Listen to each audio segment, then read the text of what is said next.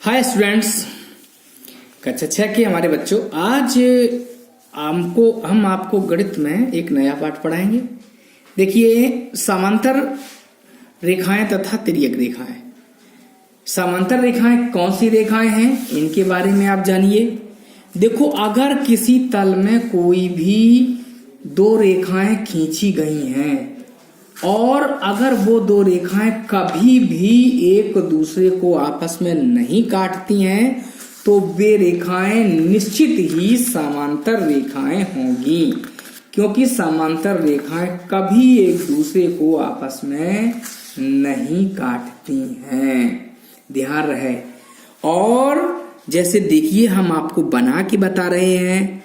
ये देखो, एक लाइन मैंने खींची और इसी से बराबर दूरी पर एक और लाइन खींची। ध्यान दो, किसी भी लाइन पर ये अगर तीर के निशान दोनों तरफ बने हैं तो ये रेखा हो जाती है। इसका मतलब ये बहुत आगे तक जा सकती है। ठीक है। अब ये है, इनके बीच की दूरी अगर हर बिंदु पर बराबर हो, जैसे यहां तक की दूरी ये हर बिंदु पर बराबर हो तो ये रेखाएं समांतर होंगी। इनको बढ़ाते जाओ बढ़ाते जाओ बढ़ाते जाओ, अनवरत ये कभी भी एक दूसरे को नहीं काटेंगी। ध्यान रहे। और इनके बीच की लंबवत दूरी भी हमेशा बराबर रहेगी, तब ये रेखाएं समांतर रेखाएं कहलाती हैं। चलिए, समांतर रेखाओं के बारे में तो आपने जान लिया। अब इसमें हमने एक तिर्यक रेखा का भी जिक्र किया है। तो वो तिर्यक रेखा क्या होगी, आप भी ये सोचिए, तिर्यक रेखा क्या होगी। देखो, अगर इन दोनों रेखाओं को तिरछा किसी तीसरी रेखा ने काट दिया तो ये रेखा तिर्यक रेखा कहलाती है। ध्यान रखिएगा, ये तो हो गई समांतर रेखाएं। समांतर रेखाएं हो गई बेटा। ठीक है। ये मान लो ये रेखा L है, ये रेखा M है और ये रेखा N है।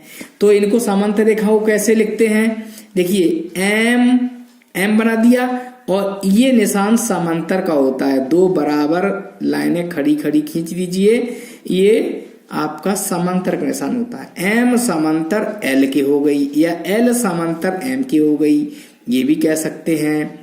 बात समझे? तो ये दोनों रेखा समांतर हो गई। अगर इनको तीसरी रेखा ने काट दिया तो ये तिर्यक रेखा हो गई भैया। ध्यान देना, कौन सी रेखा हो गई? तिर्यक रेखा हो गई। ठीक है।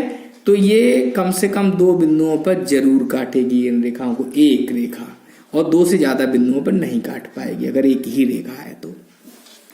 अब इनसे संबंधित कुछ कोण बनते हैं, वो कोणों को जानना बहुत जरूरी है। सबसे मुख्य चीज यही है कि उन कोणों का जिक्र बहुत ज्यादा होता है। ज्यामिति में इसका जिक्र इतना ज्यादा है कि कोई भी प्रश्न आप हल करोगे तो वहां जरूरत पड़ती है इनकी कोणों की। तो देखिए, इन कोणों को समझ लीजिए क्या है।